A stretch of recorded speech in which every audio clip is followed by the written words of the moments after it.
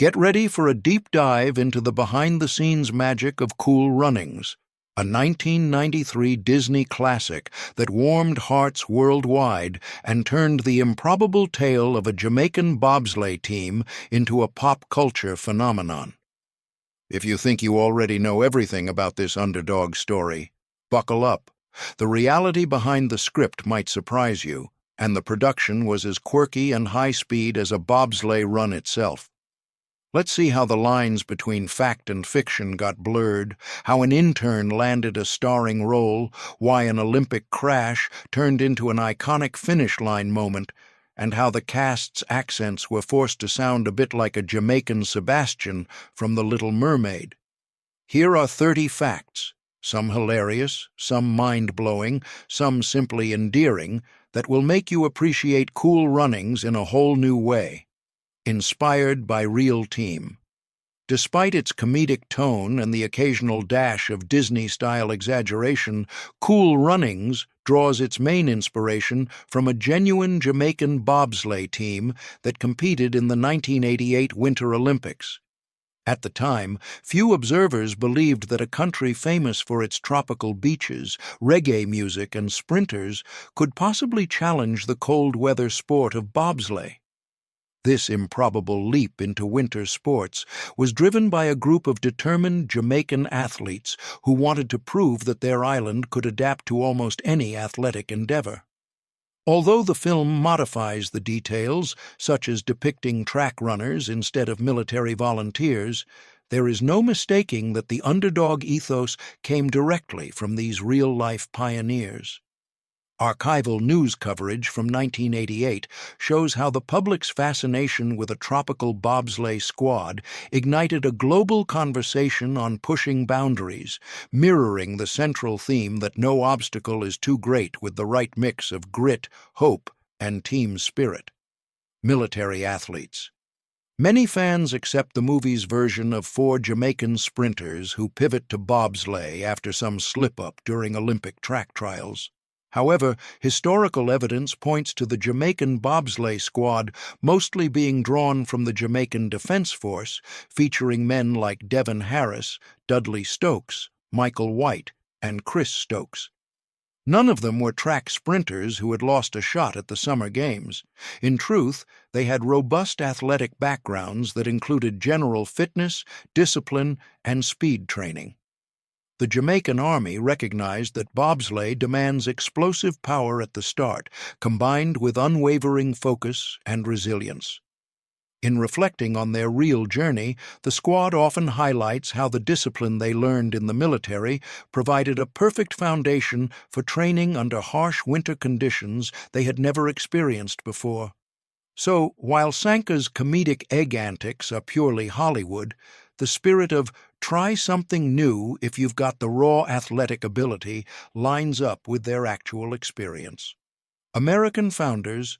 One of the movie's biggest departures from reality is the creation of the fictional Irv Blitzer, an American ex-champion bobsledder who sees potential in Jamaican sprinters.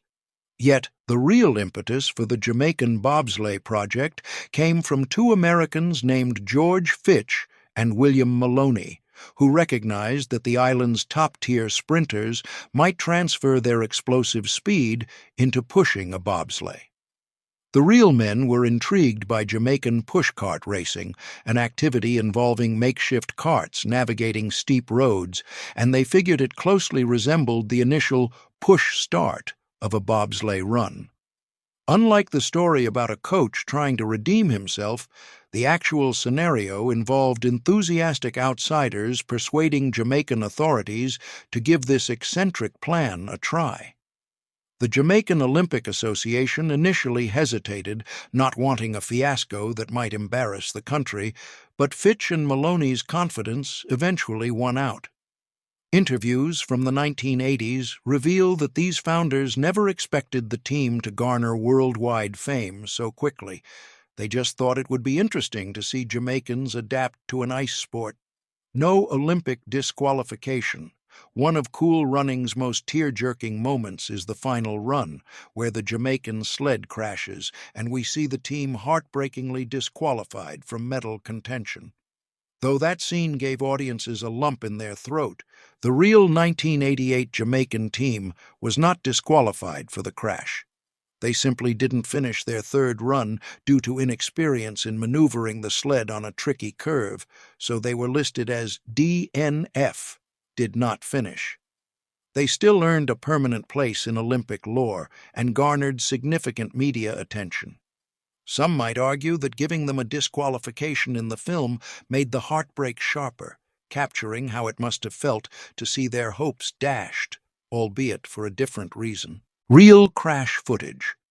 Although the movie dramatizes certain sequences, the actual footage from the 1988 Calgary Games of the Jamaican sled tipping and skidding on its side is spliced into the film. Director John Turteltaub integrated ABC's Olympic broadcast moments to amplify authenticity. This approach mirrored the technique used by other sports films that intercut real event footage with stage shots, lending an edge of realism that standard reenactments can't always replicate.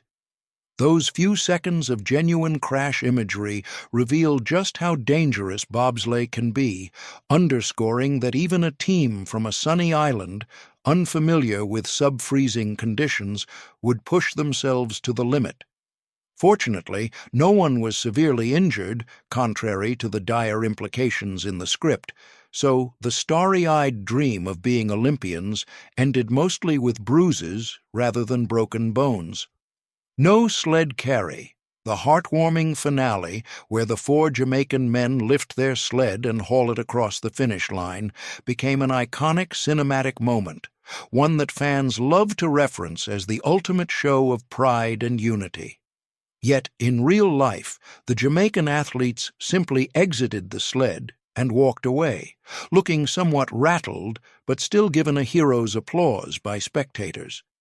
The symbolic carrying of the sled was pure Disney, engineered to underscore how the team's spirit was unbreakable, even if the sled crashed. Movie fans say it remains among the best examples of how a fictional flourish can upgrade a true story into a timeless, inspirational set piece. Even so, various interviews confirm that the actual Jamaican bobsledders found the moment endearing and said they understood the creative liberty. It captured the emotional essence of what they felt, if not the precise action. John Candy's casting clash. Director Turteltaub faced pushback from Disney executives over casting comedic heavyweight John Candy as Irv Blitzer. Disney's top brass, particularly Jeffrey Katzenberg, believed Candy's international appeal and comedic brand would anchor the film. Turteltaub, however, initially envisioned someone more conventionally athletic, like Kurt Russell or Brian Dennehy. The disagreement stemmed from Candy's imposing figure. Could audiences buy him as an ex-Olympic champion? Yet Candy's comedic range and knack for sincerity ultimately silenced the doubters. Once filming started, he found the sweet spot between comedic sidekick and father figure. This clash exemplifies how studio politics and star power can shape a movie's entire tone. Hindsight suggests that Candy's portrayal worked wonders. He gave the film weight and heart, grounding even its silliest moments in genuine warmth. Candy's final films, for many fans, seeing John Candy as Irv Blitzer is bittersweet in retrospect because Candy passed away in March 1994, making Cool Runnings one of his last main roles. Subsequent films, Wagons East and Canadian Bacon, were completed around the same period, but Candy's health was deteriorating. Consequently, viewers who rewatch Cool Runnings often mention Candy's scenes with a nostalgic ache. He plays a mentor and father figure in a comedic sports setting, yet there's an undercurrent of sorrow that we lost him too soon. That undercurrent, ironically, underscores Candy's comedic gifts. Even in a less rowdy role, he displayed a gentle comedic subtlety that remains one of the film's emotional anchors.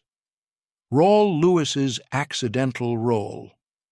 A lesser-known tidbit is how Raul Lewis, who brought the anxious Junior Bevel to life, got the role by accident. He was hired primarily to assist with Jamaican dialect coaching, script reading, and possibly small background parts. However, Turteltaub saw comedic potential in his line deliveries and chemistry with the other actors. After an official screen test, producers decided to cast him as Junior, one of the movie's 4 leads. Lewis's own story mirrored the film's core message that unlikely candidates can rise to unexpected achievements, which only added to the joyful synergy on set.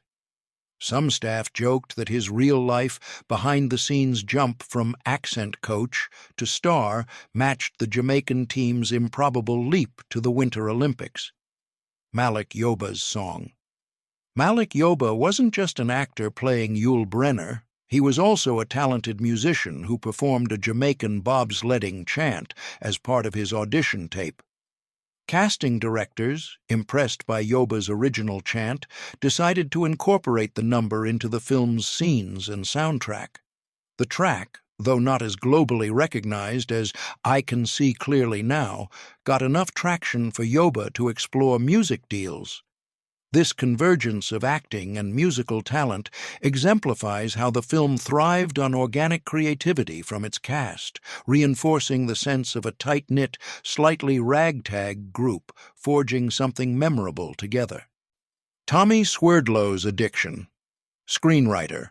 Tommy Swerdlow has candidly revealed that while he was working on the script, he was combating a heroin habit. Writing comedic dialogue for a Disney sports film while living in chaos became his twisted form of stability. He nearly paid the ultimate price in 2007 when an overdose threatened to end his life. He's stated in interviews that seeing how families embraced cool runnings galvanized him to get sober, an unexpected side effect of creating a beloved underdog story. That backstory provides a raw note to the film's comedic tone. Behind the sunny Jamaican chants and comedic moments, the writer was wrestling with personal demons, funneling his desire for redemption into a tale of improbable triumph. From drama to comedy, Cool Runnings didn't start as a light-hearted family film. Originally titled Blue Maga, it was meant to depict the real Jamaican team's gritty challenges, leaning toward drama. Early versions emphasized the anguish of the Jamaican environment, the financial struggles, and the political complexities of an island seeking global sports credibility. As so often happens in Hollywood, multiple rewrites and changes in directorial leadership pivoted the story into an upbeat comedic romp with a dash of earnest sports drama. It was only after Disney's creative brass decided the comedic route would be more commercial that the tone was locked in. The remaining dramatic elements can still be glimpsed in certain scenes, like Junior's conflict with his father, but the film as a whole exudes a buoyant vibe. Director turnover. Cool Runnings underwent several shifts at the helm. Jeremiah Chechik was attached for a while before departing for Benny and June, and Brian Gibson was linked too, best known for music-driven flicks like What's Love Got to Do with It? Both parted ways due to creative differences, a phrase that typically masks disputes over tone, budget constraints, or scheduling. Eventually, producer Dawn Steele approached John Turteltaub, a less established director, but one who had proven comedic instincts and a willingness to shape the story to Disney's specifications. Turteltaub's fresh perspective helped unify the comedic concept with the sports film structure, giving the final product its distinctive feel. Low-budget soundstage. Despite being a Disney production, the film's official budget of around $14 million was considered modest, especially when factoring in international shoots in Jamaica and Canada. Producers cobbled together a partial soundstage in Jamaica without walls or a roof. The idea was to let natural sunlight and breezes pass through, capturing the island's authenticity. But local birds roosted nearby, squawking incessantly during takes and forcing Turteltaub to halt shooting until the crew managed to coax them away. Such comedic mishaps, ironically, enhanced the cast's sense of being fish out of water, paralleling the Jamaican team's fish out of water transition to a Canadian winter sport. Fake snow struggles. Shooting in Calgary offered real ice tracks, but weather patterns weren't reliably consistent.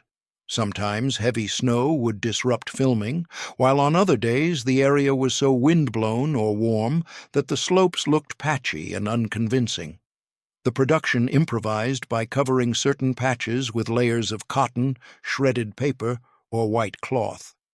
Extras had to tiptoe around these illusions so they wouldn't disturb the set dressing. If you watch carefully, you might spot occasional discrepancies in snow coverage from shot to shot, though modern audiences are typically too wrapped up in the comedic momentum to notice. Accent overhaul. The Jamaican accents in Cool Runnings are famously toned down, leading some Jamaican viewers to poke fun at how touristy the voices sounded. Studio chief Katzenberg wanted accents that felt Jamaican enough to be credible, yet not so thick that middle American kids would need subtitles. He apparently told Turteltaub, "Think about Sebastian from The Little Mermaid. That's our sweet spot." Leon Robinson, playing Doris, has shared anecdotes of being coached to articulate certain lines that Jamaicans might naturally condense into patois, instead delivering them with a crisp, enunciated sing-song. The result is a stylized accent that squeaks by as Jamaican without alienating mainstream audiences, something that exemplifies the balancing act of telling culturally specific stories for a global audience. Sanka's rewritten role. Disney's comedic instincts triggered a revamp of Sanka Coffee, initially penned as a rambunctious, flirtatious Jamaican who smokes marijuana and tries to seduce female athletes at the Olympics. Studio brass vetoed most of that, wanting a purely family-friendly comedic sidekick. Doug E. Doug recalled how the original script gave Sanka a sharper edge, but notes that the final version put Sanka's comedic mischief front and center without crossing any lines. Looking back, the G-rated approach is often credited for the film's widespread acceptance in schools and among younger audiences. Yet it's interesting to imagine a PG-13 or R-rated cut with a wilder Sanka character. Hans Zimmer's soundtrack. Hearing the breezy, reggae-inspired orchestral undertones might not immediately scream Hans Zimmer, especially for those who know him from epic scores in The Dark Knight, Inception, or Gladiator. Yet the seeds of his creative range are visible in Cool Runnings. Zimmer orchestrated laid-back Caribbean rhythms with triumphant crescendos, balancing comedic calypso with tension-lifting sports anthems. According to early press materials, Zimmer found the Jamaican instrumentation refreshing, a contrast to the heavier, dramatic film contexts he would dominate later. The end result is a playful, semi-reggae vibe that enriches the film's distinct identity. Jimmy Cliff's chart, success. Another key piece of the film's sonic identity is Jimmy Cliff's rendition of I Can See Clearly Now, which soared to the U.S. Billboard Hot 100's Top 20. After the movie's release, Cliff's track earned heavy radio rotation, with many listeners connecting the bright, optimistic lyrics to the Jamaican bobsledders' unstoppable dream. That synergy boosted the soundtrack's album sales and, ironically, overshadowed certain other songs Turteltaub had included. Younger audiences who'd never encountered Jamaican music before discovered Cliff's voice, cementing his legacy among a fresh generation of fans. It's a rare instance where a single from a Disney sports comedy found mainstream pop success, bridging the gap between Hollywood and the reggae world. Box office. Triumph. Released in October 1993, Cool Runnings quickly outperformed expectations, grossing approximately $154.9 million worldwide on a $14 million budget. It peaked at number 2 during its second weekend, going strong against bigger films. A chunk of that success came from repeat family viewings. Kids dragged their parents back to see Doris, Sanka, Junior, and Yule defy the odds. This commercial windfall validated Disney's sports underdog formula, influencing future hits like The Mighty Ducks and Remember the Titans. Decades later, the numbers remain impressive, especially for a comedic sports film about a niche winter sport featuring actors who were not then major box office draws. Supportive rivals. Hollywood scripts often rely on malicious opposition to stir tension. So the depiction of sneering foreign bobsledders sabotaging the Jamaican team served that narrative purpose. But in real life, the global bobsledding community actually embraced the Jamaicans. Far from mocking them, many teams offered the novices second-hand gear, gave them hands-on tips, and applauded their courage. Olympic historians have documented how the Canadians and Swiss in particular gave friendly support, admiring the Jamaicans' run-what-you-brung mentality. This sense of mutual respect aligns with the Olympics' ethos of international camaraderie, even though the film needed an arrogant East German team to ramp up drama. Fictional sports body, Hearst's newspapers. Oops, correction. The film cites an organization called the International Alliance of Winter Sports, presumably to stand in for the real International Bobsleigh and Skeleton Federation, IBSF. Disney's legal staff evidently preferred a fictional label so that any storyline about bureaucratic meddling or committee corruption wouldn't offend the real IBSF or cause defamation claims. This is a typical Hollywood move.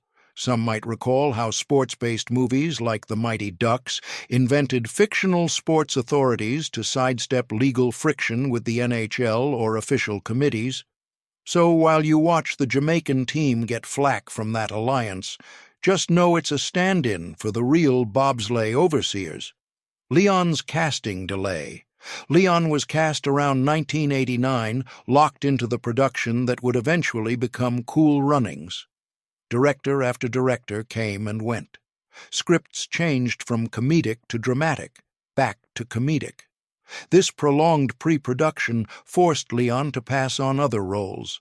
He immersed himself in Jamaican culture, practicing the accent, even spending time in Jamaican neighborhoods in New York. By the time filming began in early 1993, he felt he had the dialect down pat, though, ironically, the final film demanded a more toned-down accent than he'd perfected. This saga illustrates the unpredictability actors face when big studios can't settle on a definitive creative vision. Tupac's audition. It might be shocking to picture Tupac Shakur in a wholesome Disney flick, but yes, he tested for one of the Jamaican roles, possibly Yule or Junior, though accounts vary. Tupac was branching out from music into acting, having proven his chops in Juice and Poetic Justice. Yet the comedic, kid-friendly side of the project didn't quite align with his persona. The same goes for Cuba Gooding Jr., who also read for a part before landing bigger breakout roles later. Still, the existence of a Tupac audition tape for this sunny sports comedy remains a fascinating what-if scenario for fans of both Tupac and Disney. Jamaican Pride. When the film debuted, Jamaican audiences had mixed reactions to the script's comedic tone and factual liberties, but overall appreciated the representation. Official statements from the Jamaican Tourist Board praised how the movie emphasized Jamaican warmth, communal spirit, and can-do attitude, sparking interest in Jamaican travel among North American viewers. Even the real bobsleigh team said they found it entertaining, though they lightly teased the film's over-the-top comedic edges. In certain Jamaican communities, the film fosters a sense of everyone is invited to our party, no matter the climate, reinforcing the island's welcoming reputation. Cool Runnings. Origin. The title was rumored to be an authentic Jamaican phrase meaning peace be the journey, though Jamaican linguists note that cool runnings can colloquially mean things going well. The production inserted a line in the movie to define the phrase, giving it deeper significance. Some Jamaican friends teased the cast and crew that they had never actually used "cool runnings" as a formal expression, but they didn't mind letting Disney coin it for the film's inspirational punch. The phrase has since seeped into pop culture as an easy shorthand for laid-back positivity and unstoppable good vibes, whether or not Jamaican locals use it in everyday speech. Junior's fictional sacrifice, the film's dramatic turning point, in which Junior Bevel sells his prized car to help fund the bobsleigh trip, is pure invention to highlight Junior's remorse for causing Doris's downfall in track. According to real Jamaican bobsleigh pioneer Devin Harris, the actual team's funding was a hodgepodge of corporate sponsorship, personal savings, and some government backing, not a single big sacrifice from one guilt-ridden athlete. Disney included Junior's car sale to give that character an emotional arc, transitioning from spoiled rich kid to selfless teammate. By the time he stands up to his domineering father, audiences are solidly in his corner. It's a staple of Disney sports narratives. Personal growth emerges only after a financial or ethical sacrifice. French title, international markets often rename American films for local appeal. In France, Cool Runnings became Rasta Rocket, highlighting the Jamaican Rastafarian vibe and rocket-like speed. The rebranding is akin to how comedic or sports-related movies get local translations that emphasize whichever element resonates best with that culture. For the French, Rasta Rocket conjures a punchy, reggae-inflected sense of humor, signifying an easygoing Jamaican aesthetic combined with the adrenaline of a rocket-like bobsleigh run. School screening, staple. For many 90s kids, their first encounter with Cool Runnings happened in a classroom. Teachers found it ideal for movie day, thanks to the positive message, comedic set pieces, and mild language. The film's PG rating spared teachers from complaints by parents, while the true story angle made it somewhat educational. This practice, at times, spawned conspiracy theories that Disney heavily marketed the film to schools to secure extra revenue. While there's no conclusive proof of that, it's undeniable that frequent school screenings introduced the Jamaican bobsleigh story to millions of children, turning the cast into informal role models. Students often left class chanting Sanka's line, "Feel the rhythm, feel the rhyme," and humming the reggae tunes. Stereotype criticism. Over the years, critics have pointed out that the film indulges in certain stereotypes, for instance, depicting Jamaicans as wide-eyed novices to cold climates, playing up naive misunderstandings of winter gear. Some also question the white savior trope, with John Candy stepping in to guide the Jamaican men. In 2018, a controversy erupted when a school temporarily halted showings of Cool Runnings, citing concerns about oversimplified cultural portrayals.